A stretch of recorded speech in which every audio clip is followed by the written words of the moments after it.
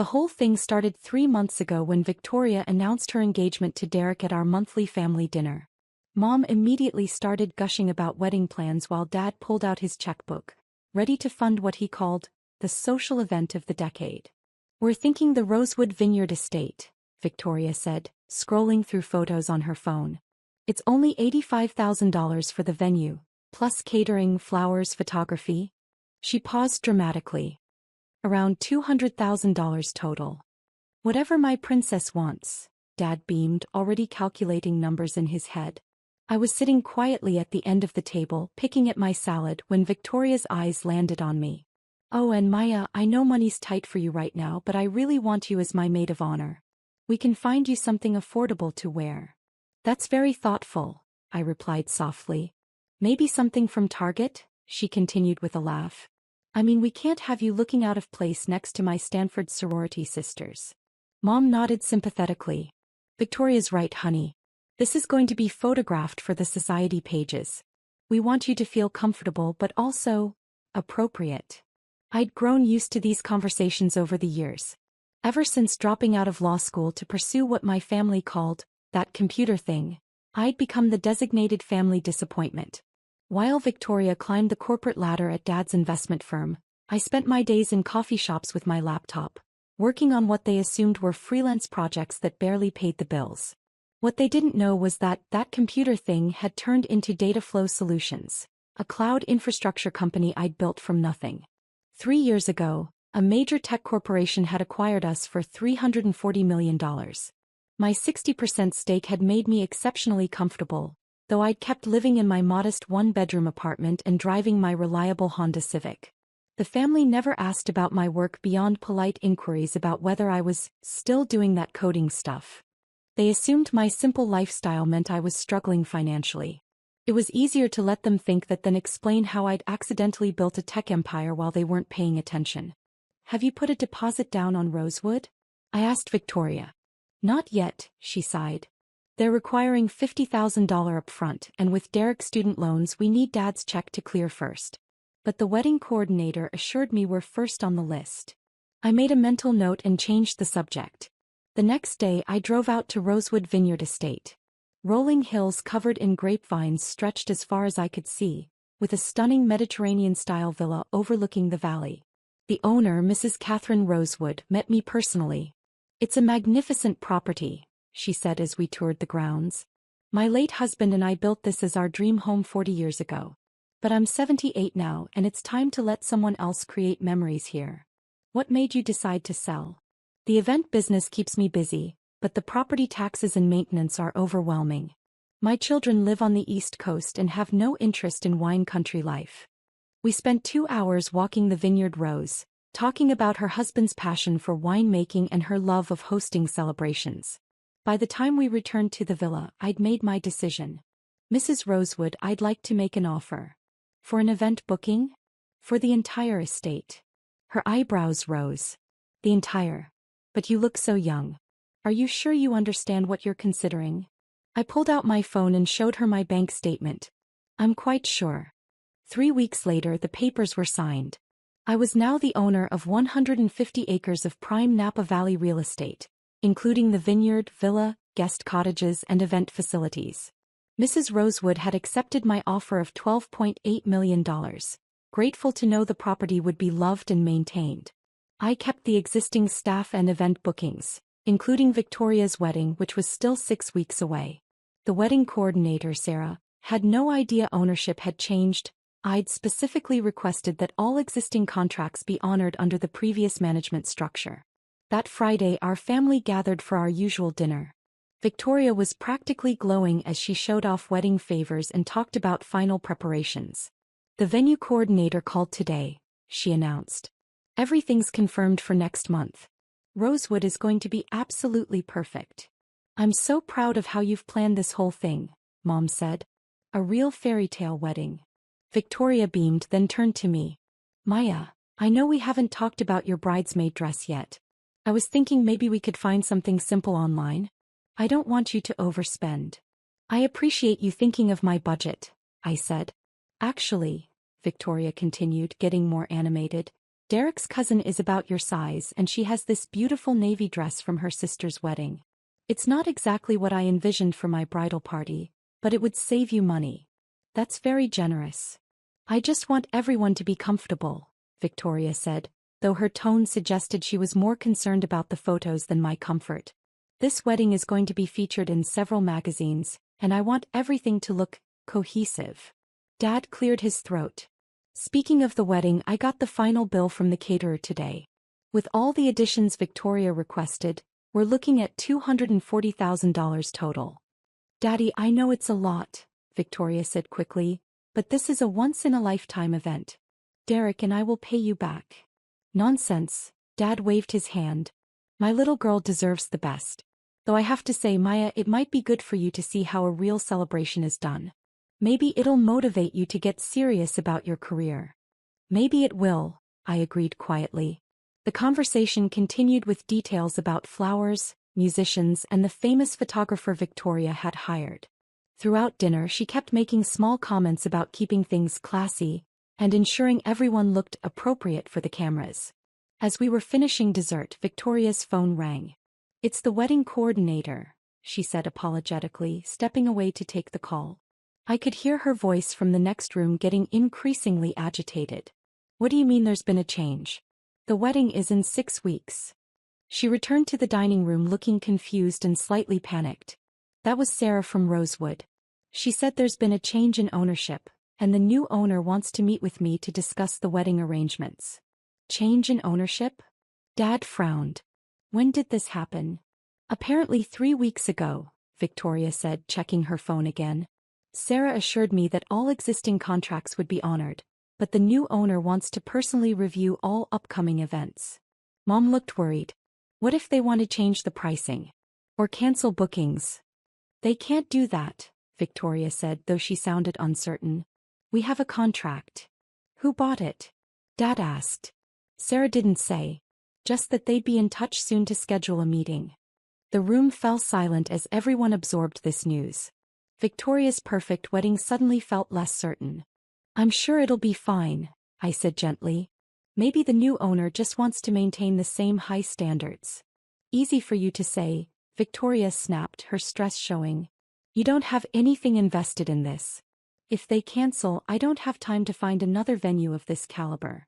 Victoria, Mom scolded, Maya's just trying to help. Help how? She can barely help herself. At least when my wedding gets featured in Town and Country, some of us will be representing the family properly. I nodded thoughtfully. You're right. I should probably leave the wedding planning to people who understand these things. The next morning my phone rang early. It was Victoria calling before 7 a.m. Maya, I'm sorry about last night, she began. I'm just stressed about this venue situation. I understand. Wedding planning must be overwhelming. The thing is, I was wondering if you could do me a favor. I know money's tight for you, but could you maybe contribute something to the wedding? Even a small amount would help, and it would mean a lot to show family support. I paused, considering my words carefully. What kind of contribution were you thinking? Well, Derek and I were talking, and with this venue uncertainty, we might need a backup plan. If we have to book somewhere else last minute, it could cost an extra $50,000 or more. I know you probably don't have that much, but even $5,000 would show that you're really committed to being part of this celebration. You want me to contribute $5,000 to your wedding? I know it sounds like a lot for someone in your situation, but Maya, this is my wedding. It's the most important day of my life. And honestly, it might be good for you to invest in something bigger than just yourself for once. I was quiet for a long moment. Victoria, can I ask you something?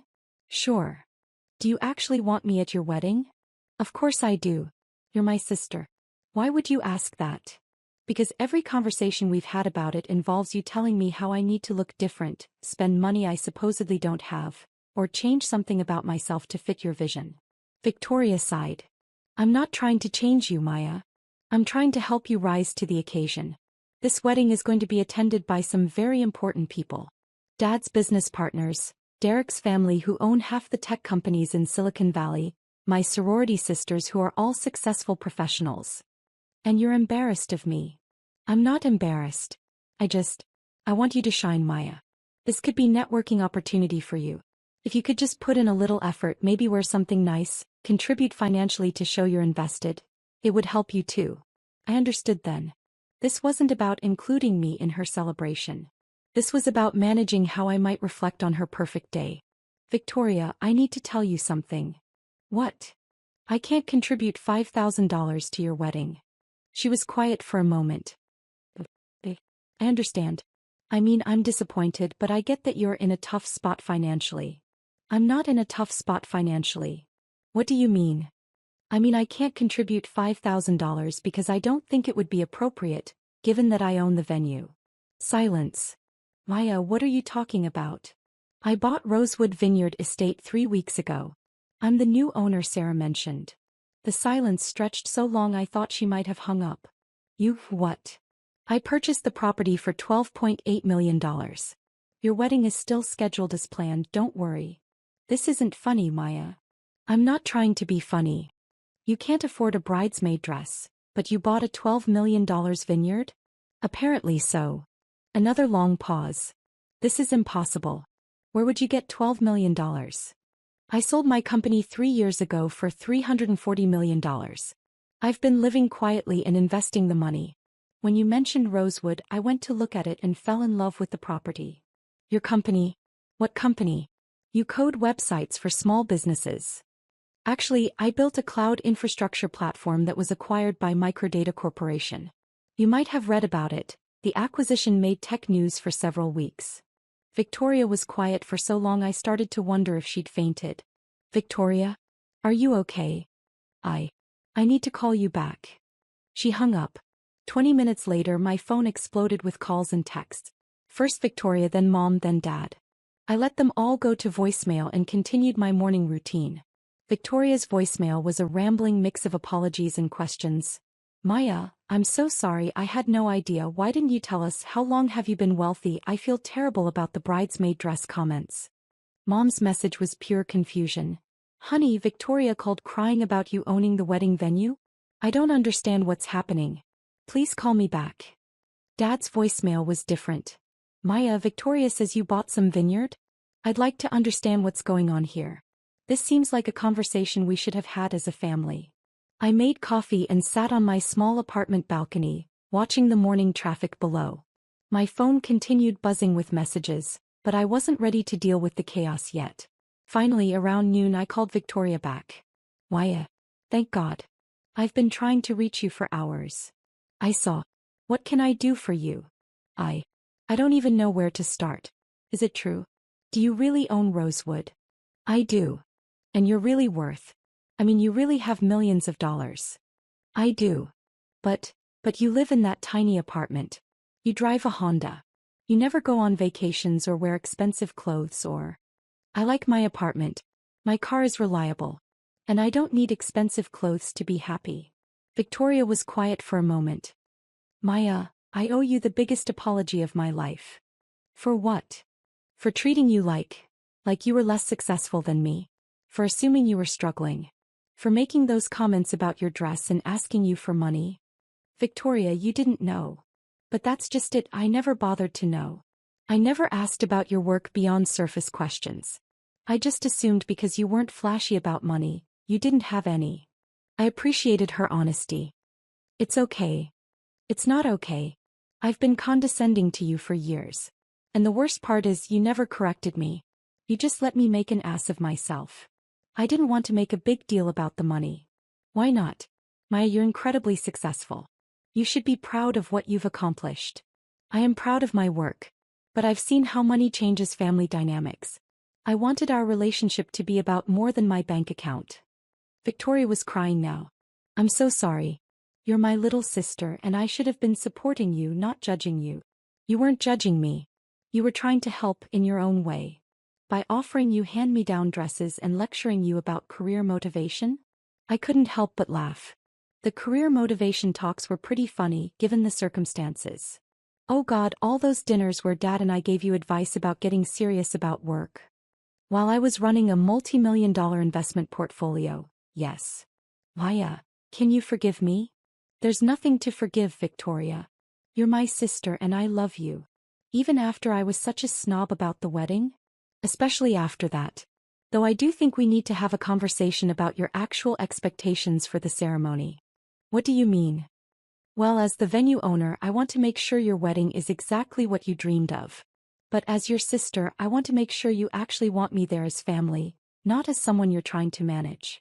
Victoria was quiet for a long moment. You're right. I got so caught up in having the perfect wedding that I forgot what weddings are actually about. Maya, I want you there as my maid of honor because you're the person who's always been there for me, even when I didn't deserve it. Even if I wear a dress from Target? She laughed through her tears. Wear whatever makes you happy. Though, can I ask you something? Sure. Are you going to be okay financially if you bought a $12 million vineyard? I know you said you have money, but that's still a huge purchase. Victoria, my net worth after the vineyard purchase is still over $300 million. Silence again. 300 million? Give or take. Maya, you're rich. I'm comfortable. You're richer than Dad. Considerably.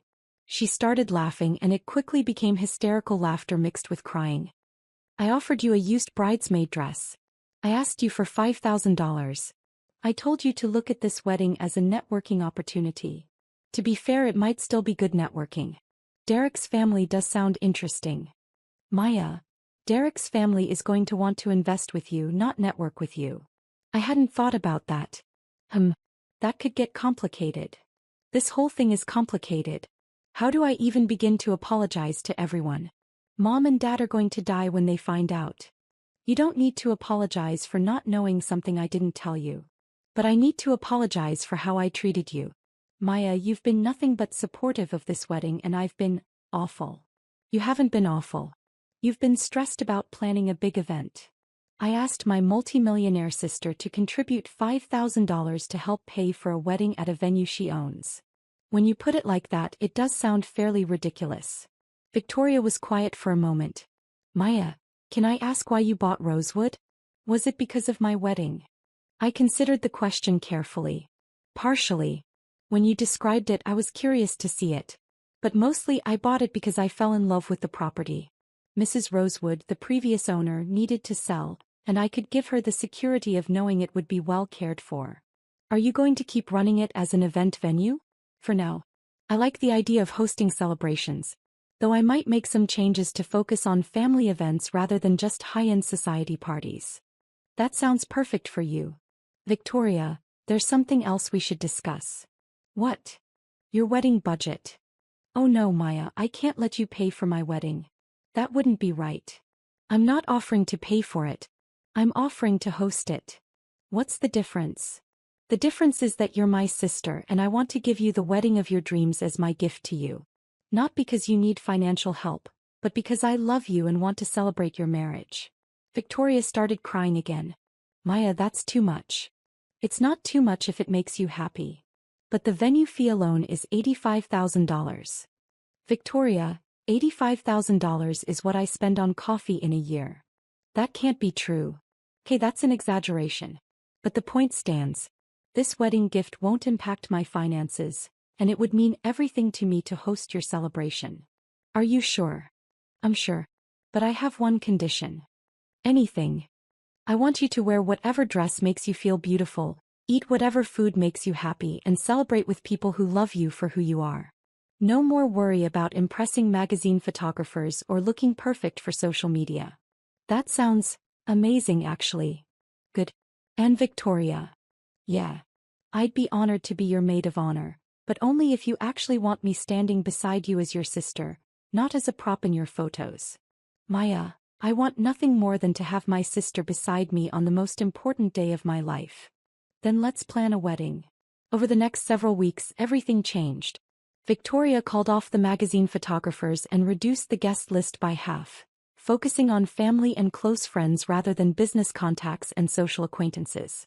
We worked together to design a celebration that reflected her and Derek's personalities rather than what looked impressive on paper. I kept my ownership of the vineyard quiet from extended family and friends, letting Victoria share the news as she felt comfortable. Most people assumed I was simply helping with planning, which was fine with me. The morning of the wedding, Victoria found me in the bridal suite at 6 a.m., despite her wedding not starting until 4 p.m. Maya, are you awake? I am now, I said, opening the door to find her in pajamas with tears in her eyes. I couldn't sleep. I kept thinking about everything. Wedding day nerves? No. Well, yes, but also, Maya, I've been a terrible sister.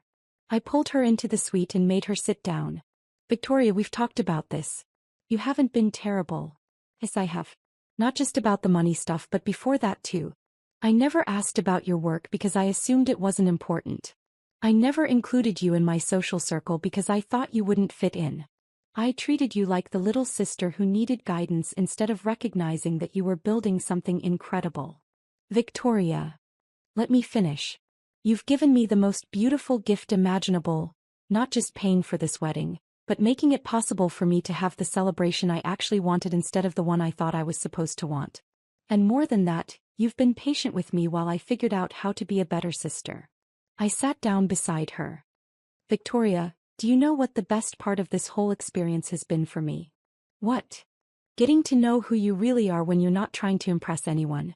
The sister who cried when we tasted the wine Mrs. Rosewood made from her husband's favorite grapes. The one who insisted on handwriting thank you notes to every vendor. The one who changed her flowers from exotic orchids to wildflowers because they reminded her of our childhood backyard. You noticed all that? Of course I noticed. You're my sister and I love watching you become yourself. Victoria hugged me tightly. Thank you for seeing who I could be and loving me while I figured it out. That's what sisters do. The wedding was perfect in ways that had nothing to do with money. Victoria glowed with genuine happiness. Derek looked at her like she was his whole world. And our parents cried during the ceremony for all the right reasons. During the reception, Dad pulled me aside as we watched Victoria and Derek dance. Maya, I owe you an apology. For what, Dad? For not taking your work seriously. For assuming that because you weren't climbing a traditional corporate ladder, you weren't succeeding. Dad, you couldn't have known. But I should have asked. I should have been curious about what you were building instead of worrying about what you weren't achieving.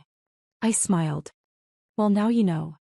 Now I know that my daughter is brilliant and successful and generous, and I'm proud of who you've become. Thank you, Dad.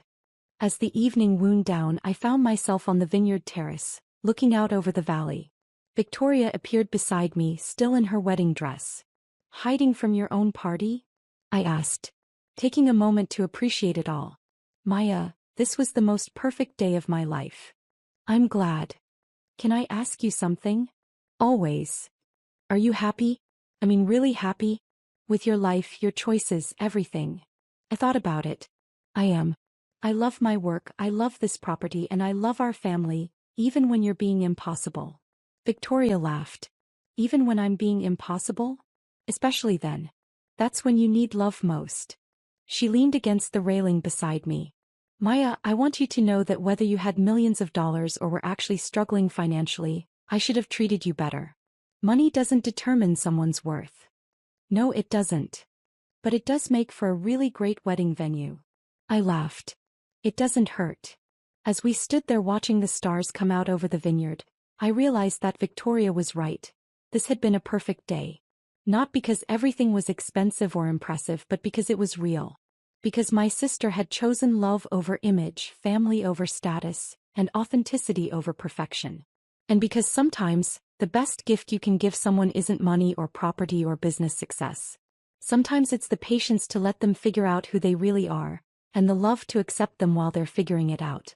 Victoria's marriage would be built on that kind of foundation, real love between two people who chose each other not for what they could project to the world, but for who they were when no one else was watching.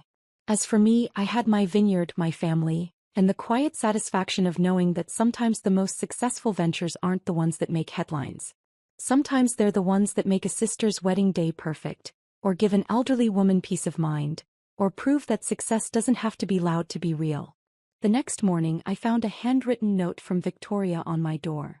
Maya, thank you for the most beautiful wedding, the most beautiful venue, and most importantly for being the most beautiful sister.